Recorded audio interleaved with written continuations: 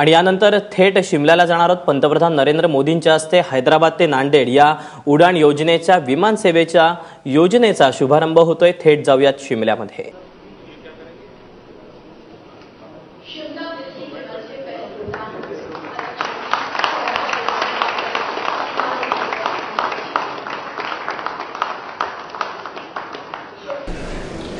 हिमाचल प्रदेश के राज्यपाल श्रीमान देवव्रत आचार्य जी, राज्य के मुख्यमंत्री श्रीमान वीरभद्र सिंह जी, केंद्र में मंत्रिपरिषद के मेरे साथी श्री जगत प्रकाश नड्डा जी, श्री अशोक गजपति राजू जी, श्रीमान जयंत सिन्हा जी, श्रीमान जीएस बाली जी, राज्य विधानसभा के विपक्षी नेता और पूर्व मुख्यमंत्री श्रीमान प्रेम कुमार धूमल जी, रीज मैदान में उपस्थित हिमाचल के मेरे प्यारे भाइयों बहनों, नांदेड़ एवं कडप्पा एयरपोर्ट पर उपस्थित सभी महानुभाव और मेरे प्यारे देशवासियों, बहुत तेजी से भारत के मध्यम वर्गीय जीवन में एक नए एस्पिरेशंस, नए सपने, नए संकल्प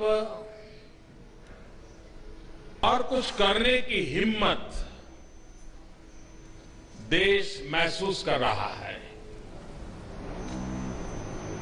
ये एक ऐसा वर्ग है जिन्हें अगर अवसर मिले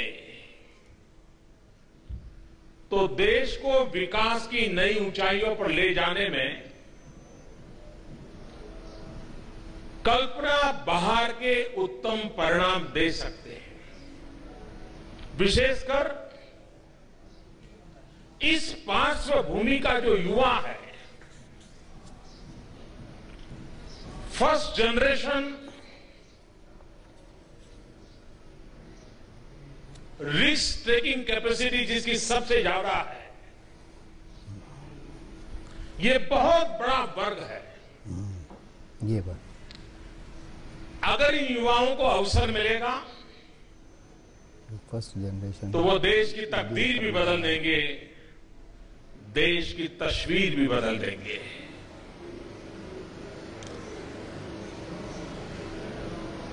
पूरा विश्व ये मानता है कि भारत में हवाई यात्रा के लिए, एविएशन फील्ड के लिए विश्व में सबसे ज्यादा अवसर कहीं है तो भारत में है।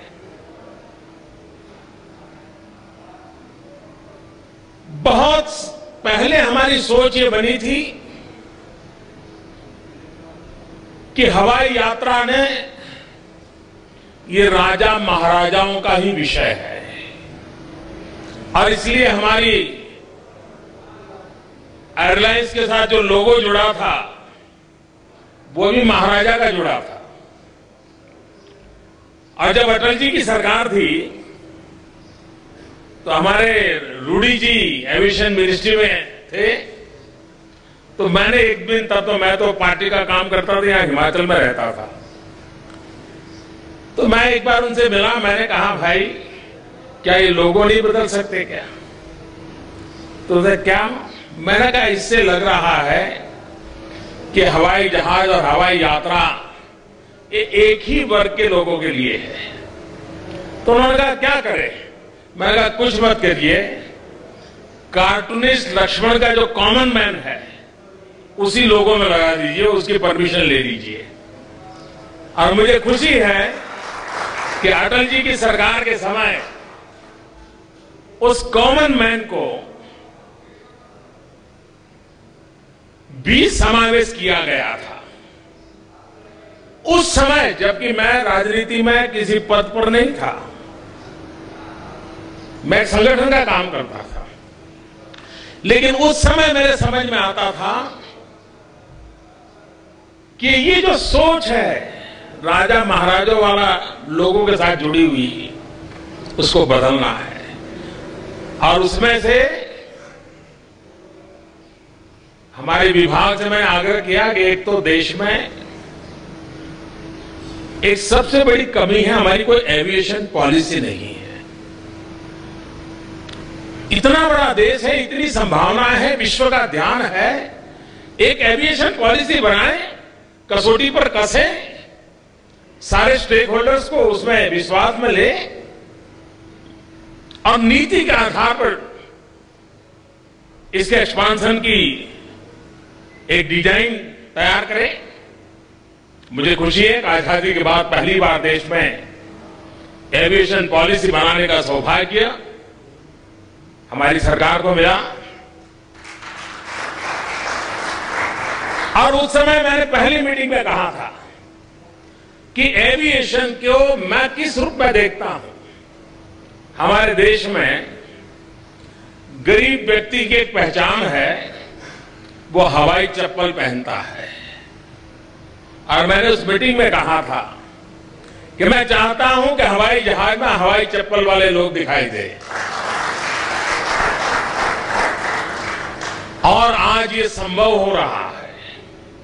आज शिमला और दिल्ली को हवाई यात्रा से, नांदेड़ और हैदराबाद को, हैदराबाद और कडप्पा को, हमारे अशोक गजपति राजू जी इसके मिनिस्टर हैं, वो आंध्र से हैं, तो कडप्पा से जुड़ने का आनंद उनका विशेष है। हमारे नड्डा जी यहां है, वो हिमाचल के हैं, शिमला का जुड़ने का आनंद उनको विशेष है। और मैं दिल्ली से आया हूं तो मुझे और ज्यादा आनंद है।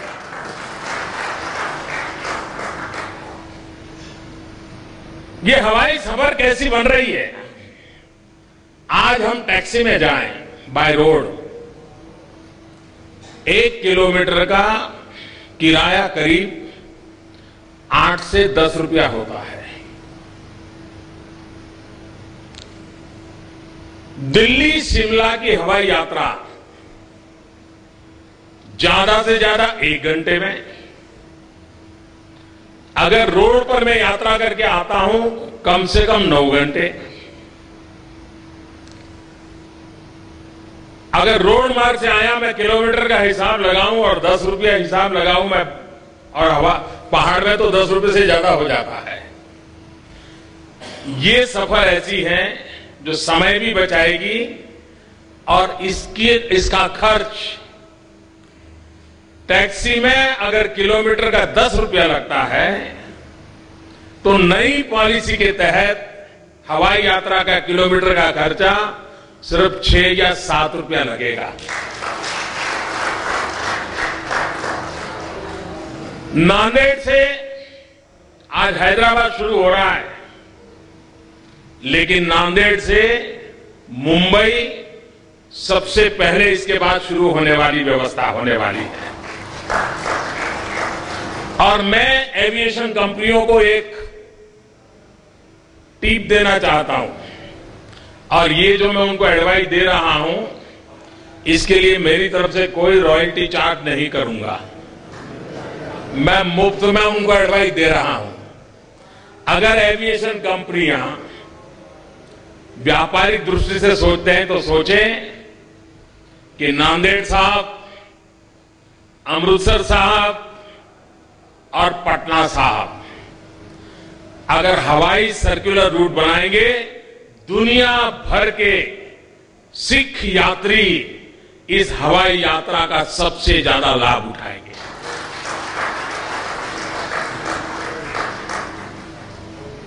बहुत कम लोगों को मालूम होगा कि जब द्वितीय विश्व युद्ध हुआ तो ज्यादातर ईस्टर्न पार्ट में बहुत सारी हवाई पट्टियां बनी। सीमावर्ती क्षेत्रों में भी बहुत सारी हवाई पट्टियां बनी, लेकिन कभी उसका अभी उपयोग नहीं हुआ है। कुछ तो ऐसी सारी हवाई पट्टियां होगी जहां से लोग सामान उखाड़ करके भी ले गए होंगे। देश आजाद होने के बाद आज हम 70 साल आजादी के पूरे हो गए,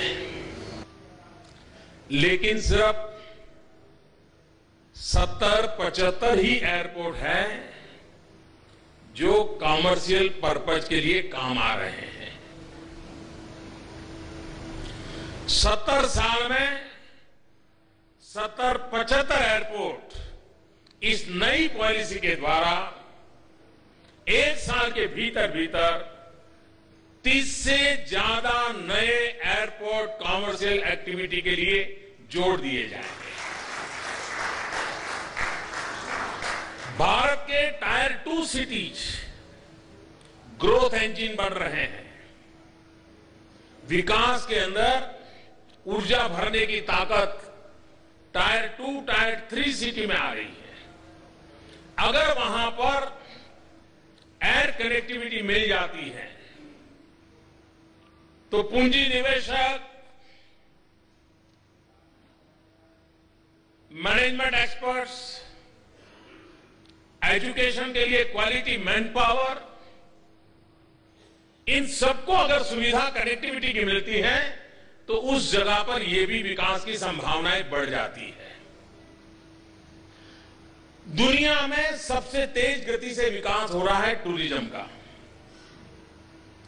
लेकिन टूरिज्म में डेस्टिनेशन पर पहुंचने के बाद यात्री कष्ट झेलने को तैयार होता है। उसको पसंद भी आता है, मेहनत करना पसंद आता है, पहाड़ चढ़ना पसंद आता है, पसीना बहाना पसंद आता है, लेकिन पहुंचने तक वो सबसे ज्यादा अच्छी सुविधा पसंद करता है। उसे अगर एयर कनेक्टिविटी मिलती है, अगर उसको इंटरनेट कनेक्टिविटी मिलती है, उसको अगर वाईफाई सुविधा मिलती है, तो वो उस डेस्टिनेशन को पहले पसंद करता है। वहां जाने के बाद वो कष्ट झेलने को तैयार है, रिस्क लेने को तैयार है, लेकिन जाने और आने की सुविधा वो पहली पसंद करता है। शिमला में ये व्यवस्था अब फिर से आरंभ हो रही है।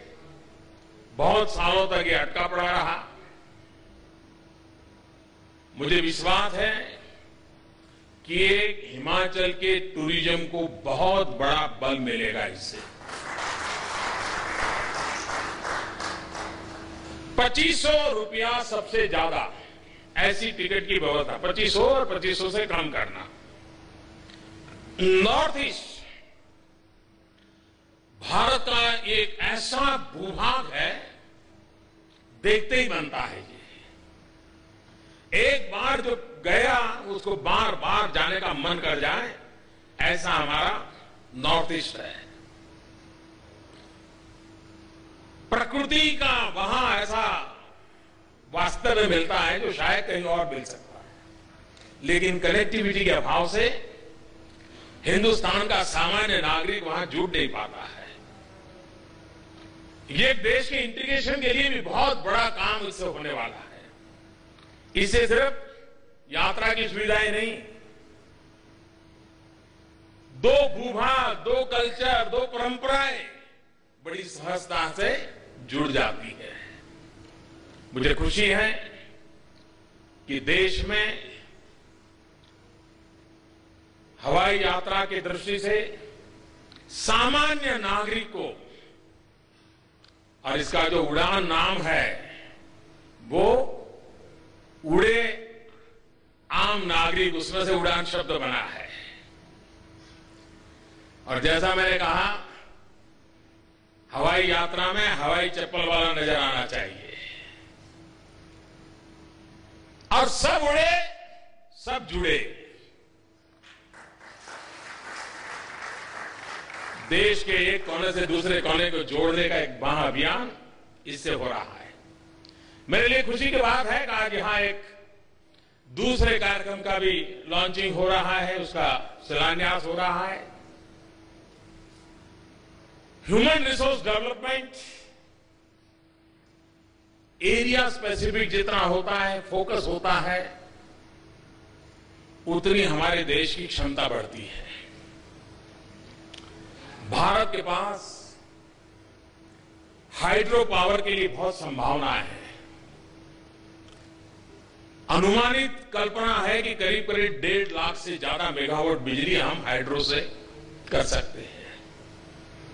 उसके लिए ह्यूमन रिसोर्स चाहिए, मैन पावर चाहिए, और उसके लिए डेडिकेटेड इंस्टीट्यूशंस चाहिए। हिमाचल प्रदेश और पूरा हिमालयन बेल्ट, जम्मू कश्मीर से लेकर के पूरा, वहां पर हाइड्रो पावर प्रोजेक्ट की बहुत संभावना है। अगर यहां के नौजवानों को हाइड्रो से संबंधित इंजीनियरिंग की शिक्षा मिलती है, स्पेशलाइज सब्जेक्ट उनके तैयार होते हैं, मैं समझता हूं ये बहुत बड़ी सेवा होगी। और इसलिए वहां मैकेनिकल इंजीनियरिंग बाकी सारे विषय भी होंगे, लेकिन स्पेशल फोकस हाइड्रो पावर से संबंधित होगा। उसके शिक्षा का एक बहुत बड़ा काम बिलासपुर में होने वाला है। उसके शिलान्यास का आज अवसर मुझे मिला है। मैं हिमाचल वासियों को और देश की युवा पीढ़ी को ये नजराना देते हुए बड़ा गर्व अनुभव कर रहा हूं। और एक प्रकार से आज देश हिमाचल की धरती से एयर पावर का भी अनुभव कर रहा है और हाइड्रो पावर का भी अनुभव कर रहा है। वायु शक्ति और जल शक्ति राष्ट्र के विकास के अंदर बहुत बड़ी ताकत बनते हैं। और जो हम न्यू इंडिया का सपना देख रहे हैं, जिसमें जन धन का सामर्थ्य है, वन धन का सामर्थ्य है, जल धन का भी उतना ही सामर्थ्य है, उस सामर्थ्य को लेकर के हमें आगे बढ़ना है। मैं फिर एक बार भारत सरकार के इस विभाग को, एविएशन डिपार्टमेंट को, उनके सभी अधिकारियों को, उनके श्रीमान मंत्री श्री और उनके नेतृत्व को हृदय से बहुत बहुत बधाई देता हूं कि बहुत ही महत्वाकांक्षी ये योजना का आज आरंभ हो रहा है, जो बहुत ही कम समय में हिंदुस्तान के नए ग्रोथ सेंटर की हवाई उड़ान भरने की ताकत उससे मिलने वाली है। मेरी तरफ से बहुत बहुत शुभकामनाएं। धन्यवाद।